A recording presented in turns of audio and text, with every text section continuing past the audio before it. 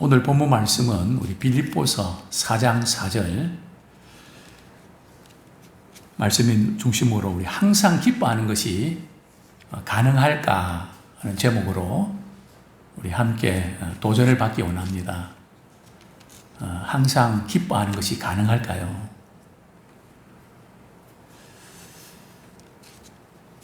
세상 사람들도 가정의 문제, 직장 문제, 또 인간관계 문제, 또 질병, 고통의 문제 때문에 슬퍼하고 힘들어합니다. 신자들은 예외일까요? 신자들 역시 그런 문제로 인해서 슬퍼하고 힘들 수가 있습니다.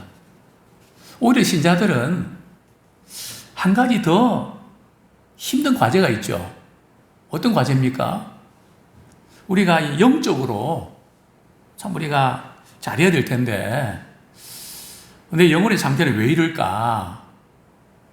또 우리가 세상을 살면서 다른 사람도 그렇게 안 하는데 우리는 갈등이 생기잖아요. 다들 그렇게 하는데 근데 우리도 그렇게 하면서도 마음이 불편하고 그렇게 하면 안 되는데 또 그러면서 또 끌으면서도 힘들어하고 그래서 우리는 세상을 바라보고 또 가치관의 충돌이 있으면서 슬퍼할 수도 있고 또 우울해질 수도 있습니다. 그게 사실이거든요. 근데 바울은 빌립보 교인들에게 너희들이 사는 게 너무 힘들지. 그런데 기쁘게 사는 게 좋은 거야. 이렇게 말했을까요? 그렇게 말씀하고 있지 않습니다. 주 안에서 항상 기뻐해라. 이 기뻐하라는 것이 명령입니다. 기뻐해도 좋고 기뻐 안 해도 할 수 없고 근데 가능하면 기뻐하도록 좀 애를 써야 된다. 그런 의미일까요? 그래서 제가 이제 설교 제목이 항상 기뻐하는 것이 가능할까요? 그렇게 제목을 정한 겁니다. 기쁘지도 않는데 그냥 억지로 기뻐하라는 의미일까요? 먼저 이렇게 항상 기뻐하라는 의미가 뭔지를 우리가 살펴봐야 됩니다. 내가 슬픈데, 마음이 아픈데, 그걸 기쁨으로, 그 문제 자체를 말이죠. 때문에 슬픈데, 그것을 기쁨으로 바꾸라는 뜻일까요? 신자는 그냥 감정도 없는 것일까요? 간혹 우리가 이런 위로를 하죠. 그죠? 장례식장에 가서 너무 슬퍼서 울고 있는 분들에게 집사님, 왜 슬퍼해? 남편 천국 갔잖아. 그게 위로가 되나요? 우리가 슬픔에 잠긴 자들에게 이 말씀을 갖다 대면요. 항상 기뻐하라는데 왜 슬퍼해? 그러면 안 되지. 왜 믿음이 없는 모습 보여? 그렇게 하라는 말일까요? 그렇지 않습니다. 슬프죠. 예수님은 어떻게 하셨을까요? 마리아와 마르다가 말이죠. 자기 오빠 예수님이 빨리 오셨더라면 살릴 수 있을 텐데 예수님이 그냥 일부러 늦장 부리시면서 이제 죽은 지 나흘이 됐는데 말이죠. 예수님이 오셨습니다. 예수님이 빨리 오셨더라면 우리 오라버니 그냥 살 수도 있었을 텐데 너무너무 아쉬워합니다. 예수님께 섭섭한 마음도 있었겠죠. 근데 예수님이 뭐라고 말씀하시죠? 야, 그런 것까지 그러냐? 나는 부활이고 생명인데 예수님 그렇게 다이렉트로 말씀하셨나요? 예수님은 어떻게 하셨을까요? 예수님께서도 눈물을 흘리셨습니다. 그래서 우리는 슬퍼하는 사람에게는 말이죠. 먼저 말씀을 갖다 대고 항상 기뻐해야지. 그렇게 울고 있으면 어떡해? 그렇게 할 것이 아니라 얼마나 마음이 아프냐고, 얼마나 허전하냐고. 우리 같이 아파하고 또 같이 슬퍼하는 그런 공감하는 것이 필요합니다. 그죠? 그것이 먼저 이루어져야 되고요. 그 다음에 이제 또 작업들이 또 이루어져야죠. 근데 우리는 그건 딱 빼놓고 말이죠. 결론만 딱 갖다 대면, 딱 예를 들면 말이죠. 야고보서 1장 2절에 보면 너희가 여러 가지 시험을 만나거든 어떻게 하라고요? 온전히 기쁘게 여기라. 갑자기 우리 자녀가 말이죠. 새벽에 막 울고 말이죠. 뭐 어떻게 할 수가 없어서 말이죠. 앰뷸런스를 타고 가는데 앰뷸런스는 한 명밖에 못 타잖아요. 그러니까 아내가 말이지 그 앰뷸런스 타고 남편은 자기 차에 시동 걸고 말이죠. 가는데 앰뷸런스 삑삑거리면서 말이죠. 먼저 가니까 차를 놓쳤네요. 전화를 하니까 뭐 아내가 정신이 있나요, 지금? 아이 때문에. 전화도 안 받죠? 그럴 때도 항상 기뻐해야 하나요? 이 항상, 기뻐하라는, 의미가 뭘까요? 우리는 이 세상에 참 슬픈 일로 인해서 우리 기쁨이, 빼앗길 때가 많이 있습니다. 그래서 우리가 어떤 일을 당할 때 그 자체로는 슬퍼할 수밖에 없는데 주 안에서 항상 기뻐해라. 주님 안에서만 우리가 기뻐할 수 있다는 거죠. 그래서 우리는 고통과 슬픔에 안기는 자들에게는 먼저 그들과 아픔을 같이 하고 정말 슬프지만 이런 가운데 우리가 기뻐할 수 있는 길이 있다면 얼마나 좋을까요? 혹시 이런 상황 속에서도 이 슬픔을 극복하고 우리 주님 안에서 기쁨을 누릴 수 있기 위해서 저는 기도할게요. 뭐 이렇게 서로 위로하면 얼마나 좋겠습니까? 히브리서 12장 11절도 보면 우리가 슬픈 일을 당할 때 당장은 즐거워 보이지 않고 슬프게 보인다고 성경은 말씀하고 있습니다. 히브리서 12장 11절에 보면 당연하죠. 우리가 슬픈 일을 당할 때 슬퍼하는 것은 지극히 정상적이죠. 당장은 이렇게 즐거워 보이지 않지만 우리는 그 가운데서도 기뻐할 수 있는 것은 그 자체 때문에 그 자체를 기쁨을 바꾸라는 것이 아니라 다른 이유 때문에 즉 주님 안에서 베푸신 은혜가 있기 때문에 기쁨으로 능히 극복할 수 있다는 거죠. 자, 두 번째로 우리는 두 번째로 왜 항상 기뻐할 수 있을까요? 우리 신자들이 왜 항상 기뻐할 수 있을까요? 성경은 불가능한 것을 절대로 요구하지 않습니다. 하나님께서 우리에게 지키지 못할 말씀을 주시고요. 막 지키려고 애를 쓰는데 안 되네. 우리 부모가 자녀들에게 무언가를 시킬 때 도저히 할 수 없는 걸 시켜서 말이죠. 골탕 먹입니까? 그거 아니거든요. 할 수 있는 방법도 가르쳐주고 할 수 있도록 다 여건 만들어주고 또 해도 안 되면 도와주고 그죠? 우리 아이들 어린이집 같은 데 보내면 말이죠. 무슨 작품 전시회 하면 아이들이 하는 거 몇 %입니까? 근데 그 작품 전시회 가면 깜짝 놀랍니다. 우리 애가 이렇게 지금 천재적인 예술성이 있는 거. 그죠? 선생님이 도와주고 뭐 그런 거 아닙니까? 하라고 할 때는 말이죠. 그분이 책임져 주신다는 거죠.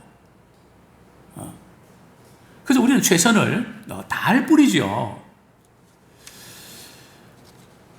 참 이 세상 사람들이 기뻐하는 것은 남들이 볼 때는 참 행복해 보이는데 이 세상 사람들이 기뻐하는 것은 연예인이라든지 개그맨이라든지 얼마나 다른 사람들을 많이 웃기고 즐겁게 합니까?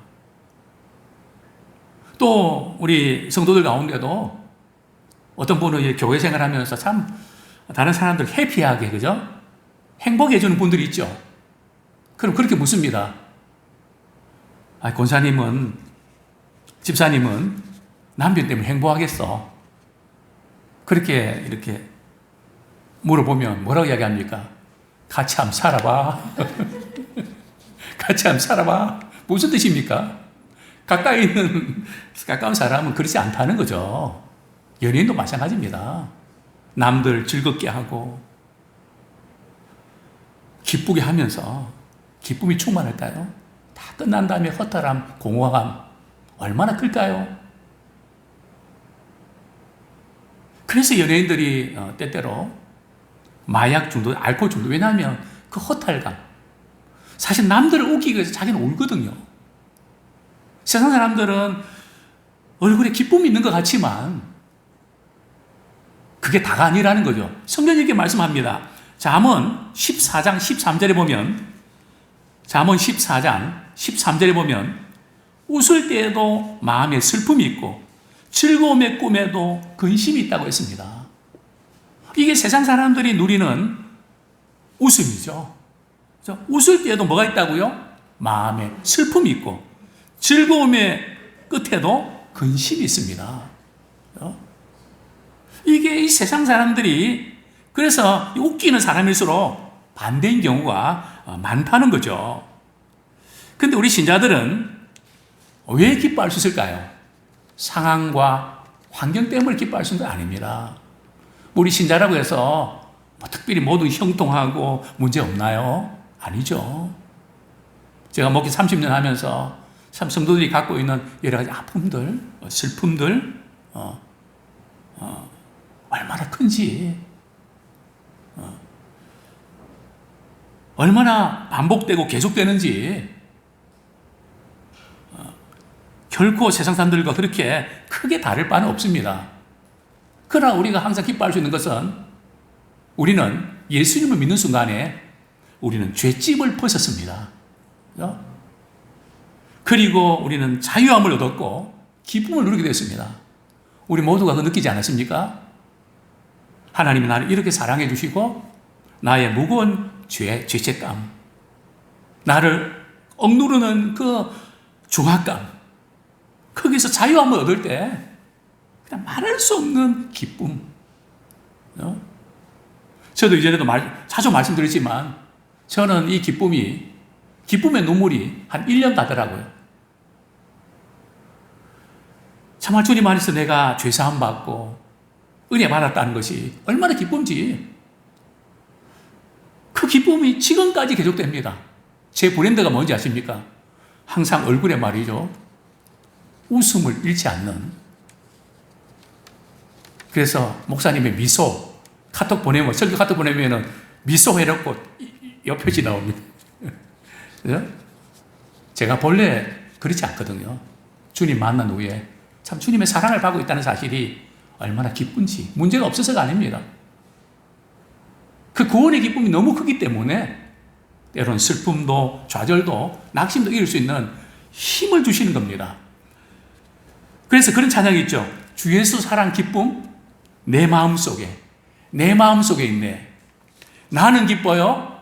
항상 기뻐요. 주 예수 사랑 기쁨 내 마음에. 그죠? 주님이 우리를 사랑하는 기쁨 내 마음이 있다. 두 번째로 우리가 기뻐할 수 있는 것은 우리 신자들은 예수님을 믿음으로 하나님의 자녀가 되었습니다. 영접하는데 곧 그 이름을 믿는 자들에게는 하나님의 자녀가 되는 권세를 주셨거든요. 우리는 하나님의 자녀가 된 것뿐만 아니라 하나님의 자녀로서 누리는 권세가 있습니다. 예수 이름의 권세가 있습니다. 그뿐만 아니라 우리는 하나님의 자녀로서 말이죠, 나중에 영원한 생명을 우리가 소유하고 천국에서 하나님의 상속자 아닙니까?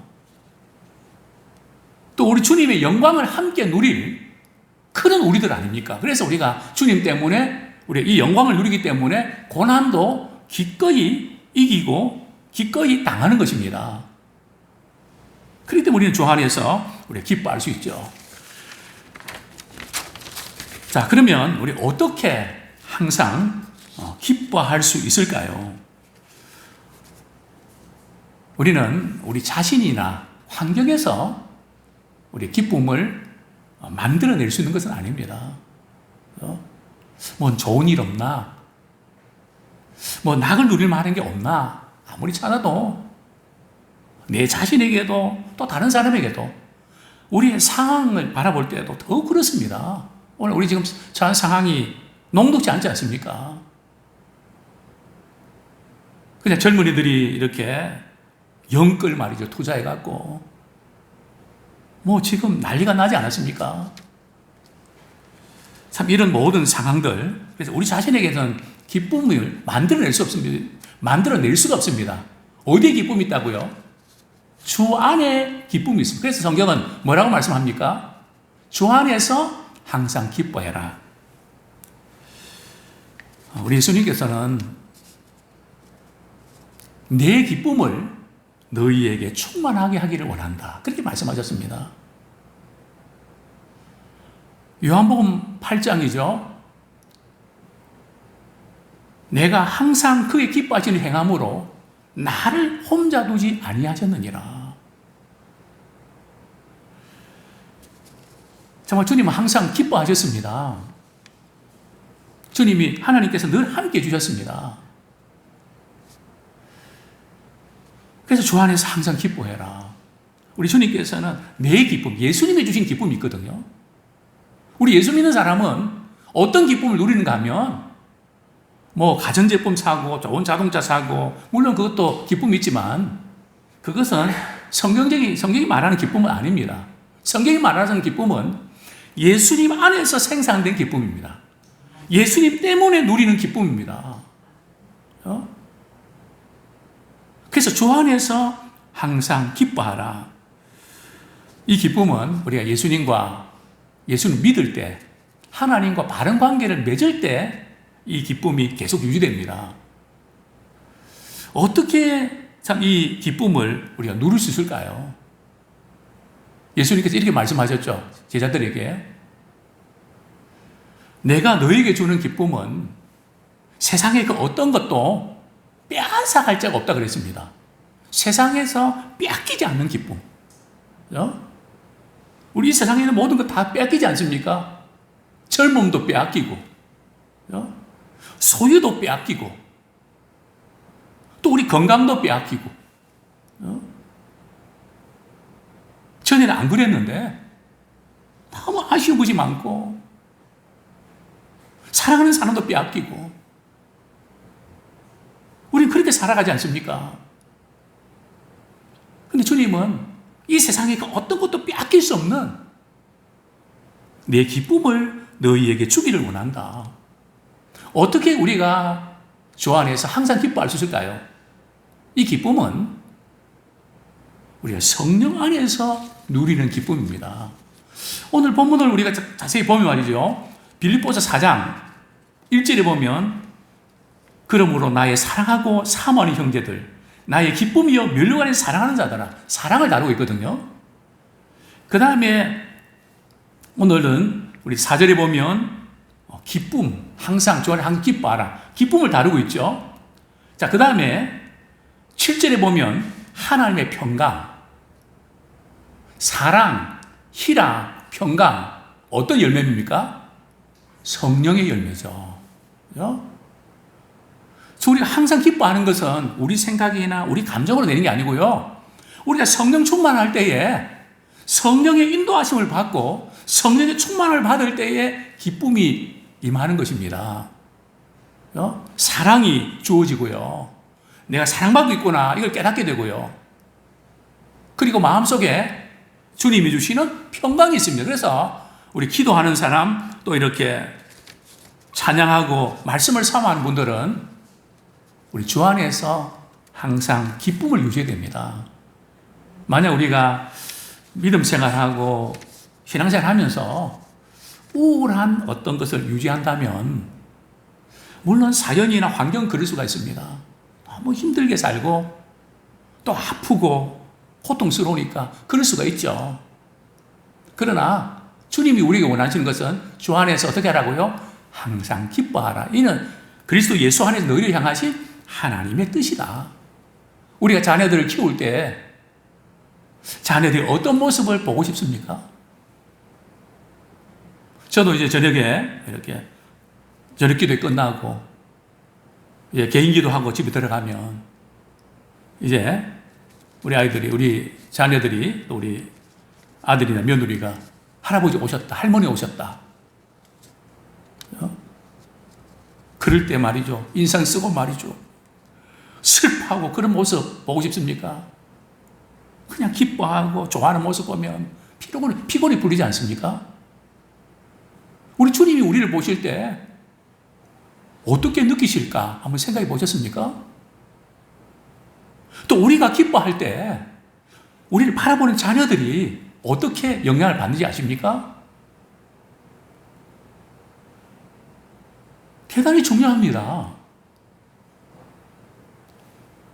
일전에 어떤 권사님, 사랑하는 남편 60세에 먼저 보내고 3년 동안 슬픔에 잠겼습니다. 이렇게 산소에 갔다 오고 참 집안 분위기가 늘 어머니가 슬퍼하고, 그러다가 우리 교회 내에서 빌립보서 강의를 할 때에 주 안에서 항상 기뻐하십시오. 내가 다시 말하면 기뻐하십시오. 여기 은혜를 받으신 것 같아요. 자녀들 불러 모으고, 애야 미안하다. 내가 그동안 너무 아빠 이런 슬픔 때문에 너무 힘들었고 너희들한테 참 무거운 표정을 보여서 미안하다. 오늘 내가 교회에서 말씀 듣고 은혜 받았는데 이제 내일부터 내가 항상 기뻐하면서 할 거야. 그러니까 자녀들이 얼마나 좋아하는지. 그렇습니다. 우리가 자녀들에게 줄 수 있는 최고의 유산이 무엇이겠습니까? 신앙의 유산이고, 신앙의 유산이 우리 삶을 통해서 기쁨으로 나타나서 돈이 있든 없든, 또 몸이 아프고 또 좀 힘든 일이 있든 없든 그냥 우리 집에 누가 갔다 오기만 하면 기뻐하고 웃고 말이죠. 즐거워하고, 우리 남은 생에 정말 주 안에서 항상 기뻐하는 모습 보이면서 나도 우리 할아버지 할머니처럼 저렇게 기쁨으로 살아갈 거야. 이런 주 안에서 항상 기뻐하는 우리의 모습이 되기를 축원합니다.